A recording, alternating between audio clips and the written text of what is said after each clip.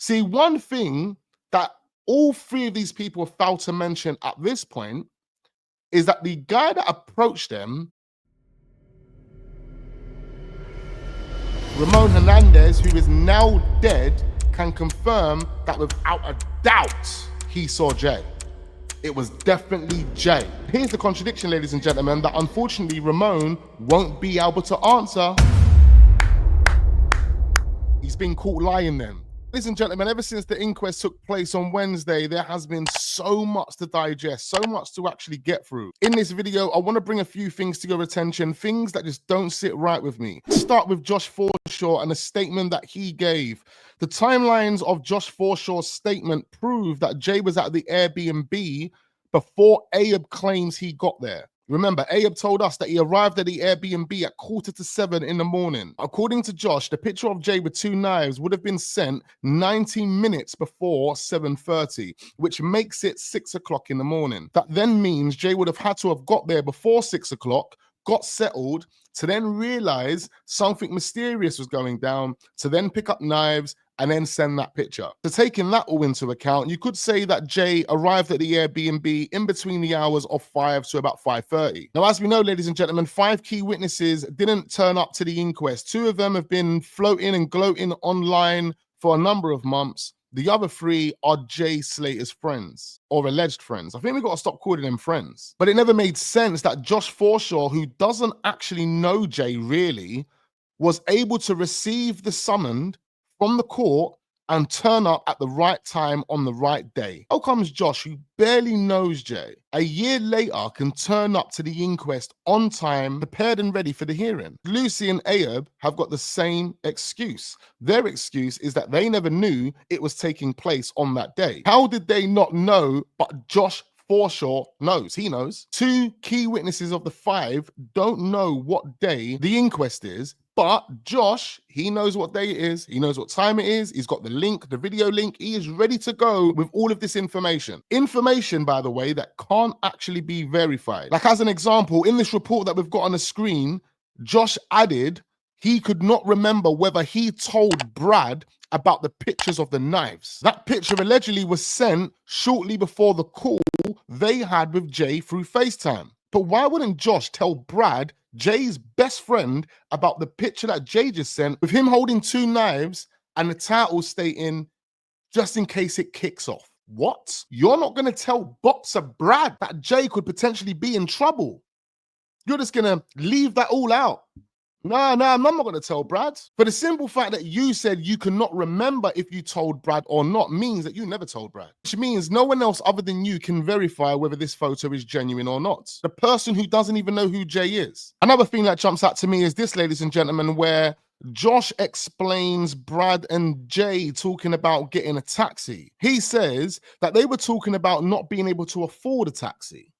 So Josh clearly knew what the conversation was about. He said that Brad suggested that they could sort the payment out when they arrived back at the hotel. I remember there was a bit of encouragement from Brad in the original statement that said Jay should just bunk the cab, basically, get out when you get to the hotel and run away. That's what it more or less implied, which is absolutely fine because the most important thing is Jay getting back to his apartment safely. But the point I want to make right now is, didn't Jay have Brad's bank card?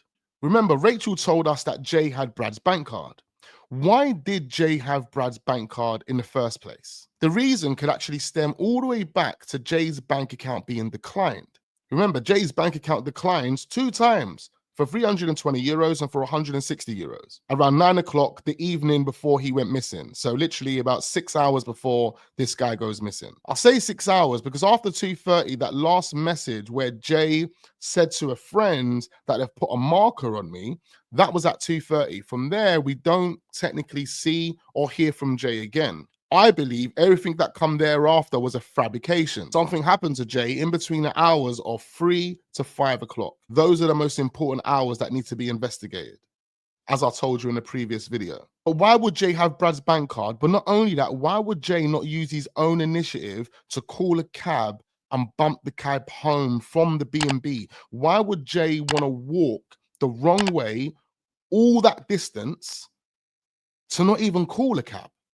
to then start cutting through a ravine to get to a beach? Why was there no encouragement for him to stop going through the ravine if he would have spoken to Lucy and Brad at that time? Based on the narrative that we have been given, there was no real need for Jay to be in a rush. There was no real need for Jay to be in fear of his life for any real reason. If Jay stole a watch and they got away scot-free to the Airbnb, then why would he start fearing for his life at the Airbnb? I don't believe anyone was turning against him at the Airbnb, because based on the Jay that we saw in the NRG festival, he was so vulnerable that you could easily just take the watch off him and tell him to shut his mouth.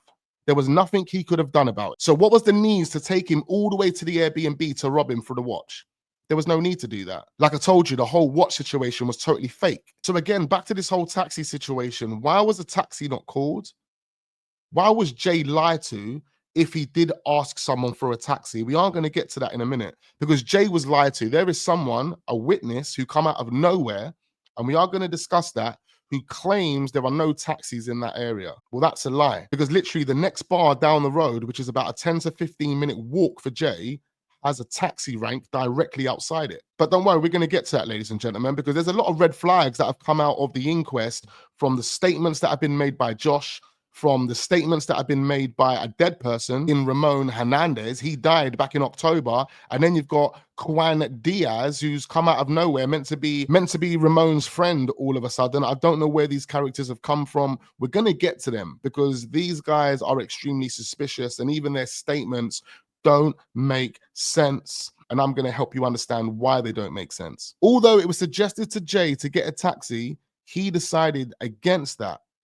He would rather walk. Bearing in mind, we've been told by the family that Jay doesn't like to walk anywhere. He used to complain about walking to the barbers down the road. In fact, he complains to Debbie about how far his apartment was from NRG Festival, and it was only an 8-minute drive. But you're telling me a Jay that has backed 15 shots of vodka, Hennessy, and all of these different party drugs is confidently walking the wrong way after speaking to Brad, who suggested to get a cab. Now, alongside Josh not telling Brad about the picture that Jay sent to him with the 2 knives, there's something that contradicts the whole statement, because he says Jay had 2 knives in his trousers. As I said in my last video, and as we all know already, Jay wasn't wearing trousers. So again, this Josh Forshaw guy, what he's more or less doing is just verifying what Brad told Isla. That is all he is doing in this statement. All right, cool. So now we've moved on from Josh. We're going to move over to the 3 other statements: Filia, Ramon, and Quan Diaz. We're going to move on to their statements. Now, as far as we know, ladies and gentlemen, we have been following this case from the very, very beginning. We have gone through everything that there is to go through in regards to this case. We have never, ever heard of Ramon and Quan. These guys are 2 new witnesses that have more or less been brought into the story. What doesn't make any sense about these 2 witnesses is that they're taking on the Ophelia story. So basically, they're telling us parts of what Ophelia already told us. Not only that, Nick Pisser and all of these other journalists that have been heavily involved reporting on this case from day 1 have never mentioned these 2 witnesses. Never. No media outlet has ever mentioned Quan Diaz and Ramon Hernandez. Never have they been mentioned. Filia made her statement. She told us exactly what she saw that day. She then followed up with that statement by doing an off-cam interview with her back to camera. There was no mention of a Ramon, and there was no mention of a Quan. She never mentioned them. The press never mentioned them. They've just never been mentioned ever. Hold on, I said a lie. The first persons you ever mentioned to us that Ophelia was with 2 people was who?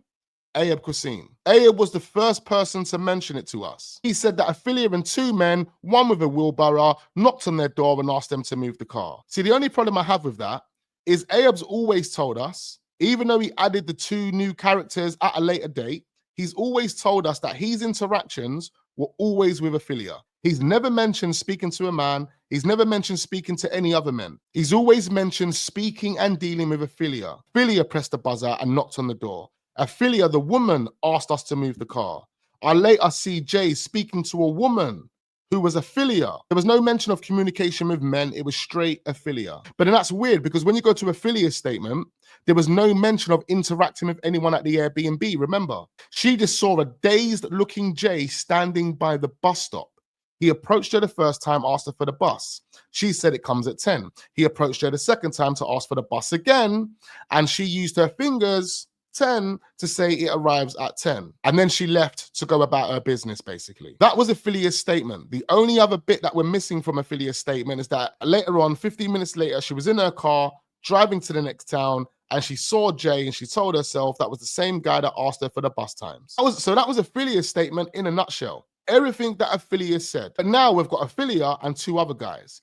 But let's listen to their statements. Let's listen to what they've said. So reading from the Spanish woman's statement, so this proves that Ophelia wasn't there on a live video link or anything like that. This is a statement that's been signed off as Ophelia's. Now, this is where the manipulation, the easy manipulation can come into play, because we don't know if this statement was really from Ophelia. Her statement could have been manipulated to make it look a certain way because there's someone that is controlling behind the scenes. That same person, in my opinion, is someone that's gone missing off of social media altogether. Someone that I could find a few months ago, but someone that I can't find anymore. Who do you think that is? Oh yeah, Roman Martin. So one thing we can clarify is this is a written statement. We know what Ophelia said back in the day. It's on record. But let's listen to what Ophelia says now. So Ophelia says, he was definitely a foreigner. He understood the word bus and told him it passed by at 10 a.m. He asked her again what time the bus comes. She pointed to the bus stop. So that sounds different to what we were told last year, but it sounds kind of similar. He asked her twice. That's the most important bit. So he asked her twice what time the bus comes. This is Ophelia. Cool. She goes on to say she went to her house to have breakfast, and then she needed to go and collect her insurance policy. Wow. She drove on the main road. So that's her reason for actually driving for Buena Vista, because she was going to get her insurance policy. Okay. Sounds extremely odd and strange. At 8 o'clock in the morning. Okay, cool. But she drove on the main road and arrived at the viewpoint. And at around 8:15, which is extremely interesting that you looked at the time and you knew what exact time it was. But at around 8:15, she saw the same guy walking along the roads. He was walking at a brisk pace. Wow. So he's walking at a brisk pace. So he's walking with confidence. He's walking fast. This is the guy that was on 15 shots of vodka only 5 hours ago. This is a guy that was drinking Hennessy only 5 to 6 hours ago. This is a guy over the past 3 days who's been on cocaine, ketamine, and various other party drugs. But he was brisk walking the wrong way at the viewpoint in a Mirador Cafe, which is about 5 to 7 minutes before the bit where you go off-road. Remember that bit where you go off-road and start walking on the path? That's where she claims she's seeing him. Interesting, because she never mentioned that before. But that's Ophelia's statement now. That's the statement that's been written, that's been sent to the court. That's the one that they're reading in court. Not the one that she gave us and delivered to us through the media. No, not that one. It's the one that's been written, taken, typed up by someone and sent to the court. But anyway, let's move on, because we know what Ophelia's original statement was, and now we know what Ophelia's court statement is, right? And let's move on to Ramon Hernandez. Ramon Hernandez, which is extremely weird because he has a similar name to the actual person that was involved in the Airbnb, Roman Martin, but this guy's got his name as Ramon Hernandez. As I said, now we've got these 2 new characters, and the only person that's brought 2 new characters into the story was Ayub, because we've never heard of these guys before. Ayub told us about the 2 guys that were with Ophelia. One had a wheelbarrow. So let's dive into what Ramon says. So Ramon says, seeing a car which he believed belonged to 2 guys who were the tenants of his holiday home. So Ramon Hernandez, clearly related to Ophelia, is saying that it's his holiday home, which then means the Roman Martin is just the agent of this Airbnb. He has some sort of association and relationship with Ophelia and Mr. Hernandez.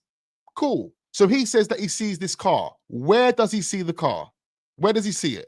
He just sees a car and he believes it belongs to the tenants of his holiday home.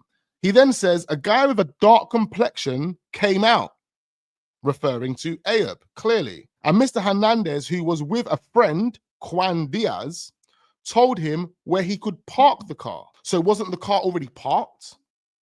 Where was the car parked? See, now this is where it gets fishy, because remember, Ayub told us that Ophelia told him to move his car. But Ophelia's never told us about any interactions at the Airbnb. She never told us about asking anyone to move a car or seeing anyone moving a car. There was no talk about car movement whatsoever other than what Ayub told us. But all of a sudden now, we've got this guy called Mr. Hernandez saying he saw this car, who he believes belongs to two guys, and he told them where they could park it. It then says Mr. Hernandez reversed his vehicle out of the road. So based on what he's saying here, where we see Rocky sleeping in the car and the car was parked against the wall, Mr. Hernandez is more or less implying that the car must have been parked there, blocking the entrance and exit. More or less what he's now saying is he told Ayub to move his car and then he reversed his car out. That makes sense, because the car that we see in behind Ayub's car when Rocky was sleeping in the car or pretending to sleep in it, it looked like a blue car. That's funny, because when Jay was outside the B&B with his blanket, when he moved to the right, there was a white car parked there. Whose white car would that have been then? But back to what Mr. Hernandez says. He says he reversed his vehicle out of the road. He was then approached by a guy who he later recognized without a doubt as being Jay. So this guy, without a doubt, recognized him. Although we were told by Isla and various other people that most of the Caucasian males that you will find in Tenerife all look the same. You remember they were trying to give us that spill. Oh, there were so many people that look like Jay. Oh, they all look like Jay. They were fully trying to sell us that picture of multiple people looking like Jay, so it was just a mistake. Mistaken identity. Had to have been. That's what they were doing to us. But this guy, who is now dead, ladies and gentlemen, Ramon Hernandez, who is now dead, can confirm that without a doubt, he saw Jay. It was definitely Jay. Here's the contradiction, ladies and gentlemen, that unfortunately Ramon won't be able to answer. He was wearing jeans and a light-colored t-shirt. He was wearing jeans. So we've got Josh that was telling us he was wearing trousers, and now we've got a dead Ramon Hernandez telling us that he was wearing jeans. And the whole entire time, Jay was wearing light-colored shorts. He then says Jay asked him if they knew when the bus came. So Jay asks Ophelia twice for the bus times, and then Jay goes up to this random Don who's with Ophelia, more or less. He's with Ophelia. Ayub told us they were all together, remember? But he was with Ophelia, and after asking Ophelia, he goes up to the guy and asked him what time the bus is coming. He responds and said, I let him know that the bus ain't coming until 10 in the morning. So again, Ophelia's story being broken into two now. We've got Ophelia's story that's been slightly tweaked, but a part of Ophelia's initial story has now been handed to a dead man called Ramon Hernandez. He's also saying that he asked me for the bus and I told him the same thing that Ophelia told him. It comes at 10. Now, this is extremely interesting, ladies and gentlemen, because he says they were unloading sacks of mortar. Why is they unloading sacks of mortar so important? Why did it have to be mentioned? Oh, I'll tell you why it had to be mentioned. Because the person that introduced these characters, Ayub, what did he tell us? The two guys that were with Ophelia, one of them had a wheelbarrow. So that now explains why Ayub saw a wheelbarrow. But bear it in mind, ladies and gentlemen, this is coming from a dead man. A guy that died in October. And we have no way of verifying when this statement would have been handed in. We don't know. But one thing we do know is that Ramon Hernandez and his partner, Quan Diaz, who we're going to look at next, have never been mentioned by any mainstream media outlet whatsoever. No reporter, no journalist. The first and only time we heard about these two characters was when Ayub said what he said on that live stream. And then further added to what he said on the podcast with Cullen. And now all of a sudden, we've got these two new mystery witnesses. One of them dead. One of them, we don't know who he is because he's meant to be the friend of the dead man. Yeah, this is getting extremely complicated, isn't it? The last part of what he says here is he didn't notice whether his guest's car was still in the same place. He's been caught lying then. He didn't notice whether his guest's car was still in the same place. What place would it have been in? Oh yeah, we can't ask him because he's dead. The only place it would have been in is blocking the entrance and the exit. So how could you not know if the car was still in the same place? There was only one place that car could have been in if you told him to move it. and that was blocking the entrance and the exit to the Airbnb. See, what it sounds like's happened here, ladies and gentlemen, and I'm going to be totally honest. It sounds like people like me, people like Duncan, have been thoroughly investigated, not by police, not by Interpol or anyone like that. No, no, no. We've been investigated by the people that have been involved in this case, people that have been involved in the cover-up. So in my opinion, what I believe they've done is they've tried to cover some of the red flags that me and Duncan have brought to your attention through Ophelia, through Roman Martin, through that disgusting Airbnb. They are covering up any operation that has taken place at that Airbnb by deploying Ramon and Quan Diaz. That's exactly what these two guys have been deployed for. And because this is now in the UK and we're dealing with Dr. Adley and his people, there's no way of verifying if these statements are genuine or not. But look how many red flags we've just found in Ramon Hernandez's statement. And what does his statement sound like? His statement sounds like it's trying to vouch for Ayub's statement. It's trying to make Ayub's original and initial statement make sense. Just so we don't apply any more pressure to Roman Martin in that Airbnb, as well as Ophelia, because she's probably been sitting there feeling the pressure as well. But let's move on to Quan Diaz, the last person that we're going to talk about before we wrap this video up. And this guy right here sounds like he is just regurgitating information that was handed to him on a script. Let's hear that Quan Diaz was with Mr. Hernandez, helping him with some construction work.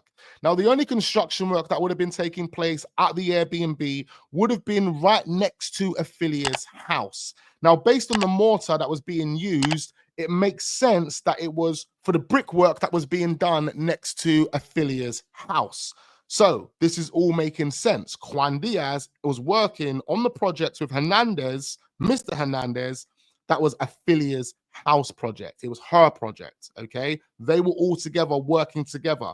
That's how this looks, and that's literally what this is. At 7:50, again, very precise about the time. At 7:50, an English-speaking guy came out of the holiday home.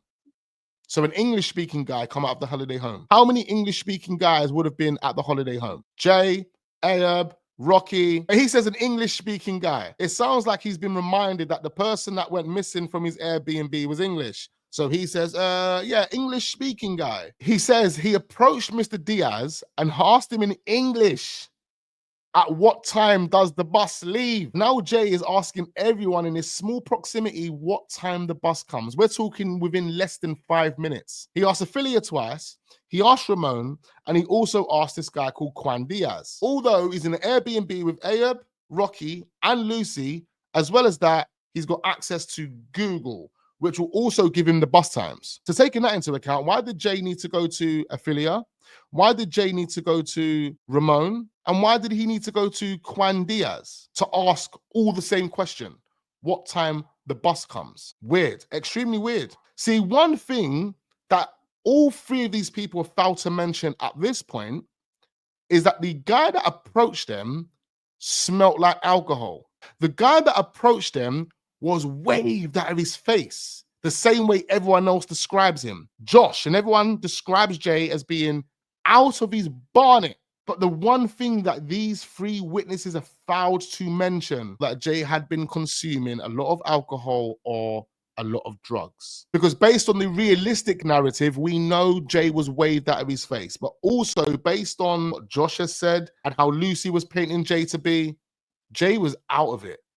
Jay didn't know what was going on. Jay was texting friends saying they've put a marker on me. Do you understand where I'm going with this now? But anyway, let's get back to Mr. Diaz, because Mr. Diaz says he responded to the guy and says the bus leaves at 10. So they're all giving Jay the same answer. All three of them. Jay asked them all the same question and they all give Jay the exact same answer. He goes on to say the English guy asked if there was any taxis. Mr. Diaz said there was no taxis in Masca, which is a lie, because 10 minutes down the road towards the next cafe, there is a taxi rank outside. So how was he telling Jay that there's no taxis in Masca? He literally told Jay there was no taxis. Wow. And that is definitely Mark's explanation, Mark Williams Thomas's explanation as to why Jay decided to walk. That's what it's going to be. That is exactly what it's going to be, isn't it? And who did he say told him that?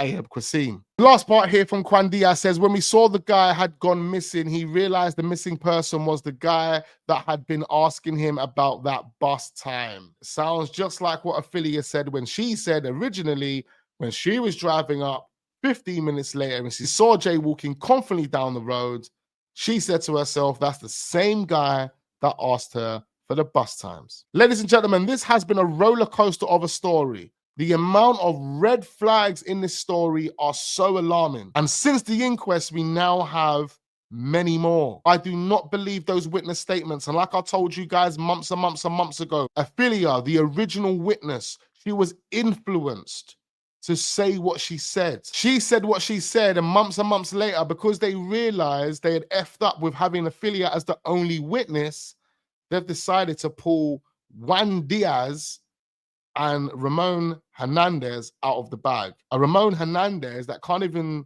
stand up in court because he died. He died back in October last year. The perfect person to corroborate Ayub's story. Ladies and gentlemen, I need to know exactly what you are thinking right about now, so leave all your comments down below. Like I've been telling you guys for months, this story from day one has been fabricated, and these statements are proof of that. But I need to know exactly what you are thinking, so make sure you leave those comments down below, hit the like button, subscribe to the channel if we are newly watching, and I look forward to seeing you guys on the next one.